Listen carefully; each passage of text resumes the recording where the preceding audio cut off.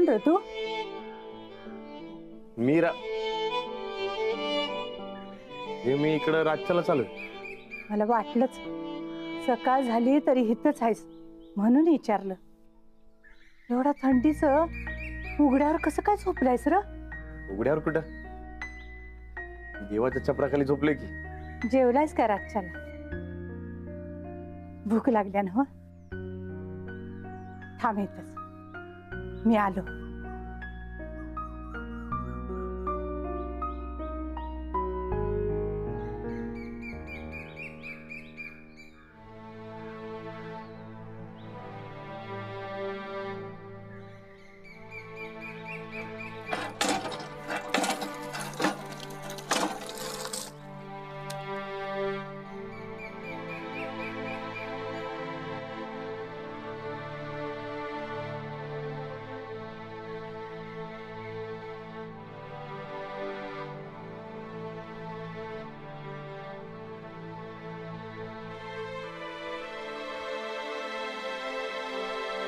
घे दूध पिऊन घे, जरा तरतरी येईल तुला. घे रे बाबा, लाजू नकोस. देव नुसता आशीर्वाद द्यायला असते, माणूसच माणसाच्या उपयोगाला पडतो. घे, देवाला लई काम आहेत. घे रे बाबा.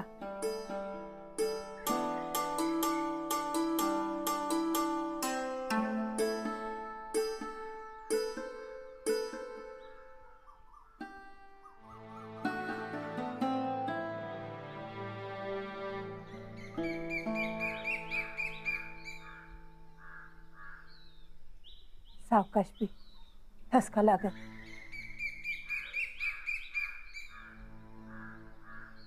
काय र, पायी यात्रा करतोस काय?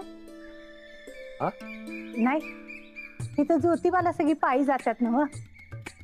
अरे पंढरपूरला दिंडी जात्या ना, तस म्हणून विचार. नाही नाही, ते मी असंच निघालो होतो, रात झाली म्हणून इकडे थांबलो. बरं, आता दिवसा उजेडी घरी जा. आता मी बी जातो. होय, मला जनावराच्या मागे जायचं आहे. तुमचं लय उपकार झालं बघ. अरे उपकार कसलं, माणूसच माणसाच्या उपयोगाला पडते. बर, जातो मी. जातो नाही, येतो म्हणाव. बरं बाबा, येतो.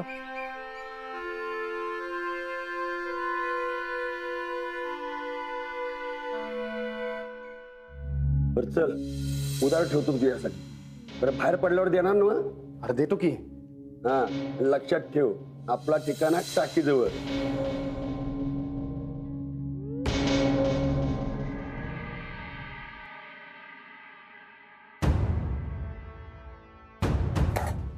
पेपरवाल्यांचं डोसकं फिरलंय काय? काय हो, काय झालं? खून करून पोलीस फरार अशी बातमी छापल्या आणि माझे शिक्षण मंत्र्यांचा मुलगा म्हणून आबांचं नाव घेतले. आता पेपरवाल्यांना काय, बातमी मिळाली की छापा. त्यांचं पोट पाणी त्याच्यावर चालतंय म्हणून काय खोटं छापायचं? भाऊजी, पेपरात बातमी आली. बाबांचा फोन आला होता पुण्याहून. वय, मी बी आताच वाचले. मी खरं तर टेन्शन नको म्हणून बाबांना काहीच सांगणार नव्हते, पण शेवटी समजलं. वहिनी काय बी लिहिलंय, खून करून फरार म्हणून.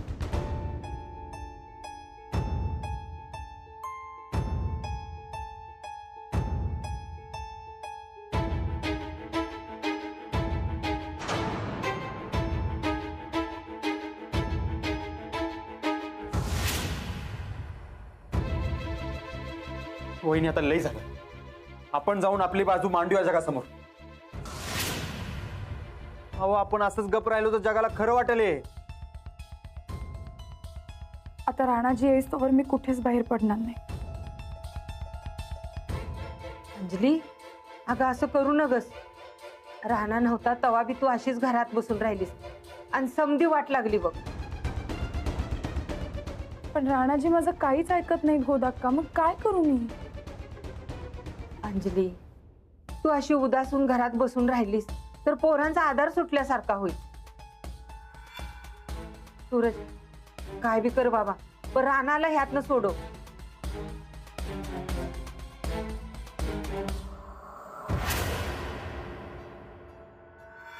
बाई आज तुम्ही शाळेत का आला नाही? आमचा अभ्यास बुडतोय.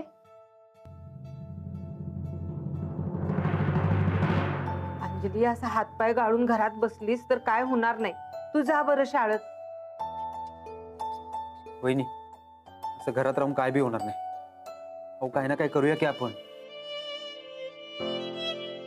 हे बघा, तुम्ही काळजी करू नका. मी राणादाची गाठ घेतो आणि त्याला सगळं सांगतो. अंजली, जा बाई. मी कुठेही जाणार नाहीये. अंजली, अगं असं करू नगस. मुलांचं का नुकसान करतेस? बघ ती पोरं केवढ्या आशेनं आल्यात तुझ्याकडे. जा म्हणते ना. आई जर तू नाही गेली शाळेत तर मी बी नाही जाणार. अंजली, जा बाई. अगं असं येड्यासारखं नग करू. आई चल तू मला सोड आणि मग तू जा तुझ्या शाळेला. वहिनी जा.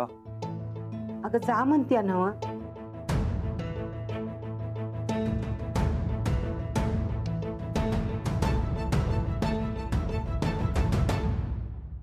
आई राणादा येणार बघ, तू काय काळजी करू नको. तुला खरं वाटत नाही मी काय बोलतोय ते? आई ए लक्ष्मी लक्ष्मी लक्ष्मी, काय ग काय निघाली?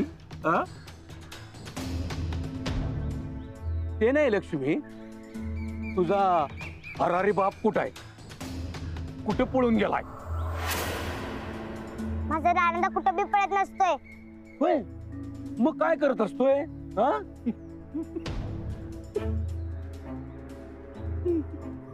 ते नाही लक्ष्मी, ते तुला पेपर वाचता येतोय काय ग? जरा पेपर वाचून दाखव की. मी अडाणी माणूस आहे ग, मला वाचताच न झाले. वाच.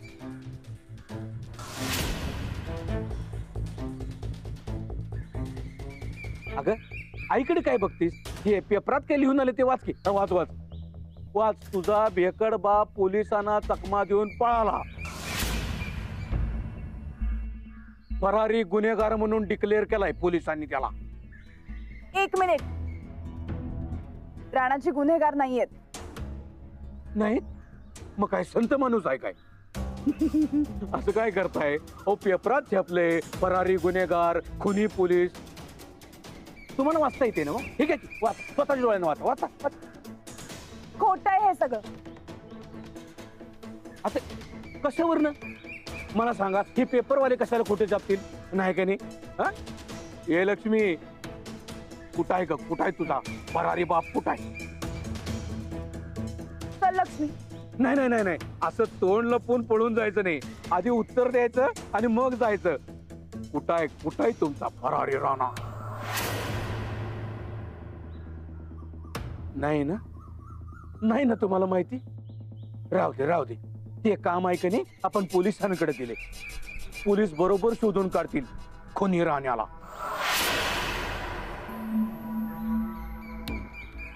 राणाची खुनी नाहीये. बर बर लवकरच कळेल सगळ्यांना. चल. बर बर बर.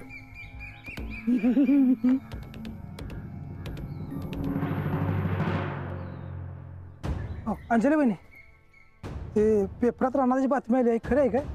नाही, खोटं आहे ते.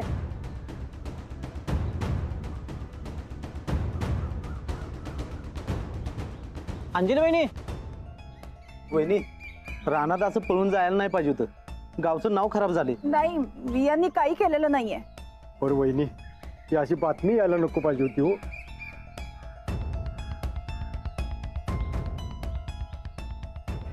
काय करून ठेवलं तो हे राणाजी? आणि आता आहात कुठे?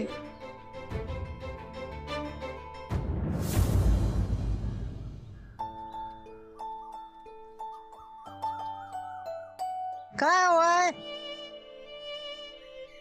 ते मला एक पाणी घेऊ काय? बर बर.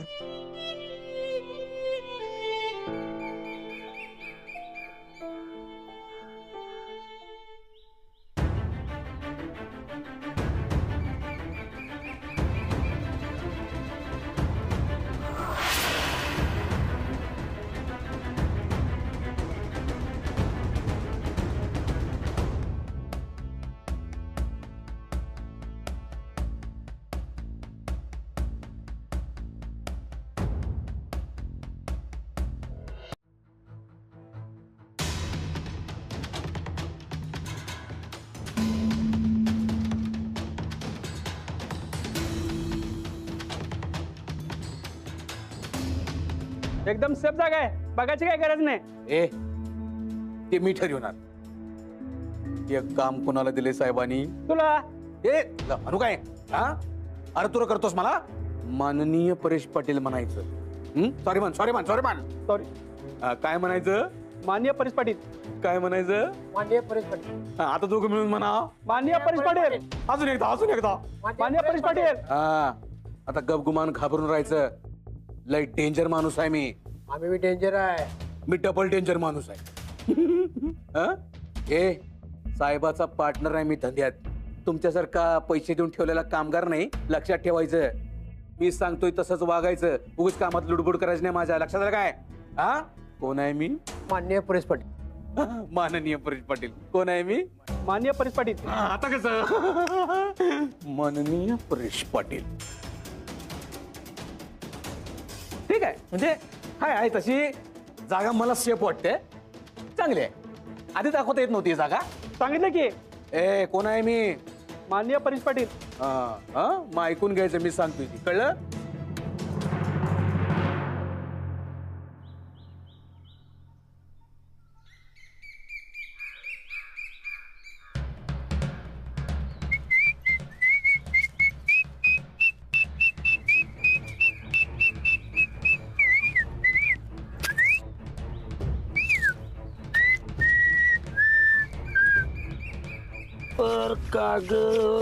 हे रेडी मिक्स. अरे शाबास. हे तर राणा तुला मानायला पाहिजे. पोलिसांना चांगला चकवा द्यायला शिकलायस की. हा हे तुला पळण्याच्या स्पर्धेतलं मेडल मिळणार ऑलिम्पिक मध्ये भरती केलं तर. अरे तू सांगितलंस म्हणून पळालो मी आणि गोत्यात आलो आता. चोराच्या उलट्या बोंबा. मी सांगितलं म्हणून जीव वाचला तुझ्या पुरीचा, नाहीतर त्यांनी पळवून नेला असतं पुरगीला. सांगतोय. मला सांग की समजा तुला कसं माहित? जाळ असते माझं जाळ, माहितीचं जाळ. सांग की मला ती माणसं कोण आहेत ती? कुठली? अरे जी माझ्या मागवर आहेत ती. माहित नाही मला. अरे असं कसं माहित नाही? मी एवढं समजा तुला कसं माहित? हे बघ रेडी मिक्स, चुपचाप सांग नाहीतर काय. राणा आता पोलीस बिलीस राहिलेला नाहीस तू. हा तर तुझा पोलीस रुबाब खिशात घालून ठेवायचा. माझ्यासमोर चालणार नाही. सांगतोय. हे बघ तुला माहिती आहे हे समजा मला अडकवायला करले. हे समजे खोटे आरोप आहेत. अरे माझ्या घरच्यांचा जीव धोक्यामध्ये रे. मला या समध्या कचाड्यातनं बाहेर पडायचं.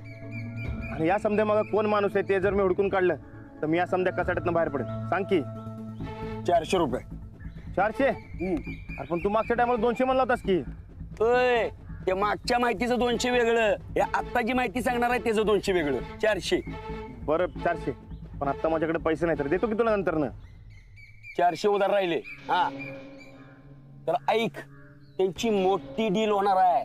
मोठा बिझनेस प्लॅन आहे त्यांचा. कोल्हापूर आणि परिसरात नशेच्या पदार्थांचं मोठं मार्केट उभं राहायला लागलंय. हा काय? होय, आजच डील होणार आहे. तुला बघ आज कोण घावते का तिथे. हा बरं सांग की कुठं होणार आहे डील? आत्ता पाहिजे. हा 200 रुपये पत्त्याची. बरं बाबा, आधीचे 400 आणि आताचे 200, 600 उधार. राणा तुझी उधारी वाढत चालल्यावर काय ही सवय वाईट आहे. हा हे बघ मला पत्ता सांग. आत्ताच्या आत्ता जाऊन त्यांच्या मुसक्या आवडतो का नाही बघ तू. सांगू? होय. वाडीच्या बाहेरचं बंद गुराळ. मला सांगते. बरे परेश पाटील. माननीय परेश पाटील. कळलं? साहेब कधी येणार? साहेब ना येणार येणार. जरा कळ काढायची. साहेब येणारच आहे.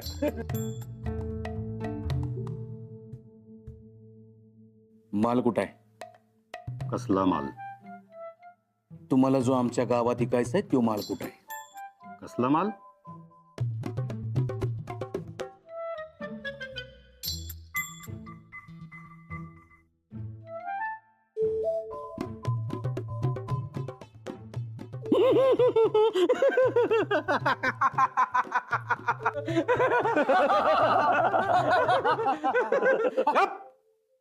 एकदम चुप. साहेब हे बघा, अजिबात घाबरायची गरज नाही. इथं कुणी बी पोलीस नाही. मी तर अजिबात पोलीस नाही आहे. ही सगळी आपलीच माणसं आहेत. हो त्यांचं थोपड बघा. बघा त्यांचं थोपाड बघा, मिशा वाढल्यात, कसली केस आहेत, यांच्याकडे बघून वाटतं का हे पोलीस असतील म्हणून? अजिबात नाही, आपलीच माणसं आहेत, एक नंबरचे गद्दार आणि नालायक माणसं आहेत, काय काळजी करायची नाही. मुद्दा काय आहे साहेब, हे बघा, जे मालाचं डील करायचं की नाही, ती सगळी जबाबदारी साहेबांनी माझ्यावर दिलेली आहे. हा फोन आला होता. हा, बोला काय ऑफर आहे तुमची? 70-30 अशी ऑफर देतो मी तुम्हाला. म्हणजे 70 आमचं आणि 30 तुमचं. काय वेळ लागले काय? माल आमचा आणि 70% तुम्हाला. काय साहेब, जो माणूस विकणार आहे, जो माणूस जास्त मेहनत करणार आहे की नाही, त्याची टक्केवारी जास्त, म्हणून माझी जास्त. कुणी सांगितलं? कसं आता हे बघा साहेब, म्हणजे जरा इसकटून सांगतो तुम्हाला. काय आहे, आमच्या गावातले शेतकरी असतात, ते कांदा पिकवतात. ते कांदा जो व्यापारी असतोय की नाही, तो मार्केटला घेऊन जातोय.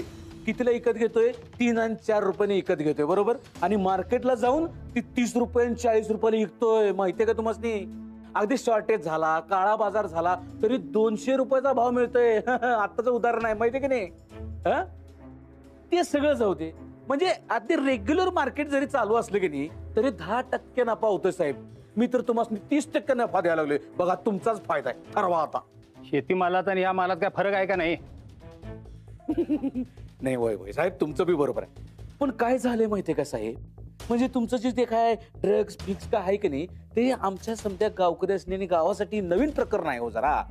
म्हणजे आमच्याकडे कसं दारू पिणारे आणि तंबाखू लावणारे माणसं सगळे. आता हे नवीन काय आलंय, म्हणजे ते कसं वापरायचं असते ते समजासनी दाखवायला पाहिजे, आमच्या गावकऱ्यासनी पटवायला पाहिजे, त्यांनी पटलं पाहिजे, मग ते आम्ही त्यासनी ऐकणार.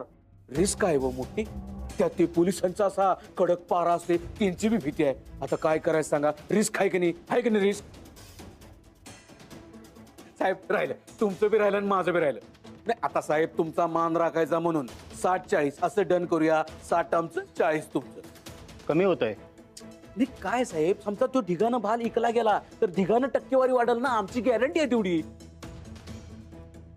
विचार काय करायचा साहेब, ऐका की, विचार काहीच करू नका.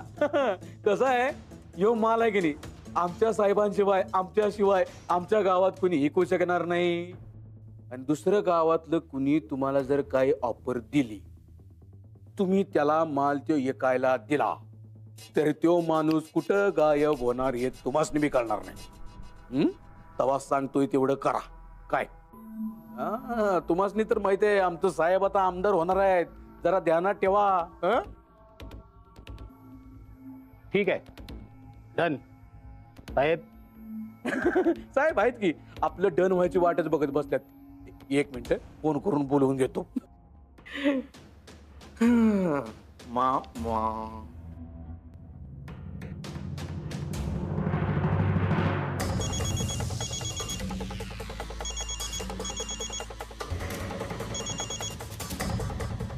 हा बोल पाप्या. साहेब, माननीय परेश पाटलांना डील फायनल करून टाकली. येत आहे ना लवकर? काय काय ठरलंय? काय साहेब, तुम्ही 50-50 ला डन कर म्हणून सांगितलं होतं, मी डायरेक्ट 60-40 ला डन करून टाकले. अरे वा, भारीच पडलास की. साहेब, मी भारी पडलो मान्य आहे हो, पण तसा भारीतला मोबदला माझा बी काढून ठेवा म्हणजे झालं काय. या लवकर, वाट बघतोय आम्ही सगळे. वय येतो, पण बाकी सगळं सेफ ना?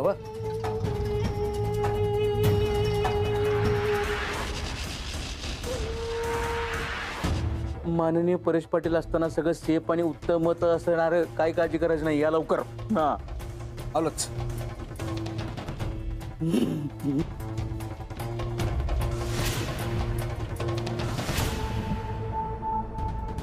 आता यांना सोडत नसतो मी.